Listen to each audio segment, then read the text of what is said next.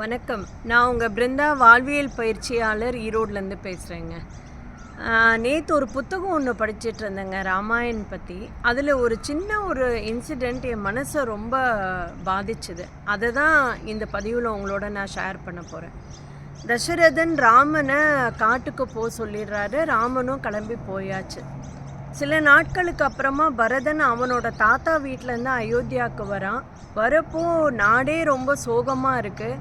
என்ன ஏதுன்னு விசாரிக்கிறப்ப தான் தெரிஞ்சது அவங்க அம்மானால் ராமன் காட்டுக்கு அனுப்பப்படுறான் அப்படின்னு. அவங்க அம்மாவை கோச்சிக்கிறான், சத்தம் போடுறான், எல்லாம் செய்கிறான். செஞ்சுட்டு எந்த சூழ்நிலையிலையும் நான் ராஜா ஆக மாட்டேன், இந்த நாட்டுக்கு ராமன் தான் ஆகணும், அதனால் நான் போய் ராமனை போய் கூட்டிகிட்டு வர போகிறேன் அப்படின்னு பரதன் சொல்கிறான்.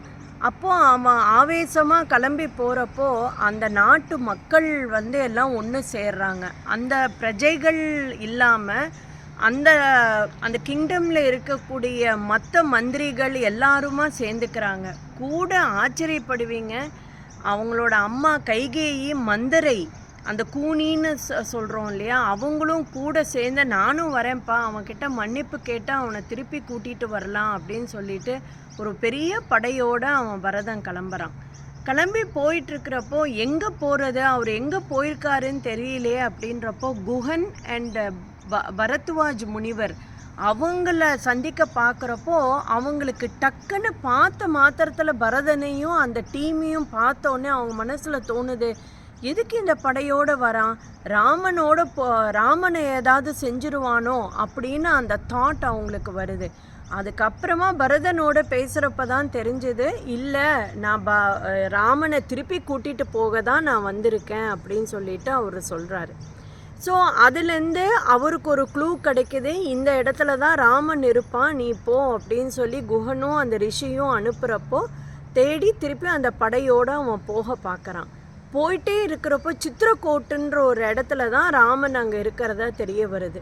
ராமன், லக்ஷ்மண், சீதை இவங்க 3 பேரும் ஒன்றா இருப்பாங்க. உங்களுக்கே தெரியும், லக்ஷ்மணன் தான் ராமன் சீதைக்கு பாதுகாவலன் இல்லையா, தூங்காமல் தான் அண்ணனையும் அண்ணியும் அவன் தான் பார்த்துக்குவான். அப்போது ஒரு பெரிய சத்தம் கேட்குது. வர வர வர வர அந்த சத்தம் ரொம்ப ஜாஸ்தி ஆகிட்டே வருது. ஐயோ, இது என்னது, இது என்ன சத்தமாக இருக்கும்னு சொல்லி மரத்து மேலே ஏறி லக்ஷ்மணன் பார்க்குறப்போ பரதனும் அந்த டீமும், அந்த டீமில் கைகேயும் அந்த மந்தரை அவங்க வரதை பார்த்த உடனே இவனுக்கு ஆவேசமும் ஆத்திரமும் வருது.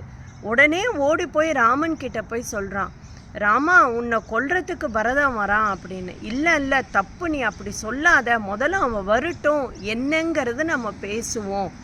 இந்த கதையை நான் இப்போ இதோடு நான் நிறுத்துறேங்க. நான் இந்த ஒரு விஷயம் என் மனசில் யோசிக்க வச்சது என்ன அப்படின்னா, குஹன் ஆகட்டும், பாரத்வாஜர் முனிவர் ஆகட்டும், லக்ஷ்மணன் ஆகட்டும், இந்த 3 பேருக்கும் பரதனை பார்த்தோன்னே ஏன் அப்படி தோணுச்சு?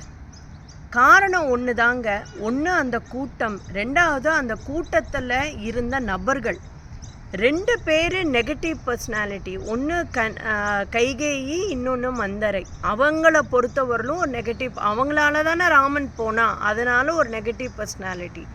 அப்போ நல்லா புரிஞ்சுக்கோங்க, சிச்சுவேஷன் ரொம்ப ரொம்ப முக்கியங்க, very important in R life. அதை விட என்ன அப்படின்னா, நீங்கள் யாரோட இருக்கீங்க அப்படிங்கிறதும் ரொம்ப ரொம்ப முக்கியம்.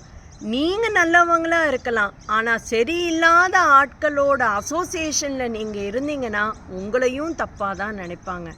அதனால் நண்பர்களே, ரைட் பாருங்கள், லெஃப்ட் பாருங்கள், ரொம்ப இம்பார்ட்டன்ட். அவேராக இருங்க உங்கள் அசோசியேஷனை பற்றி. வணக்கம்.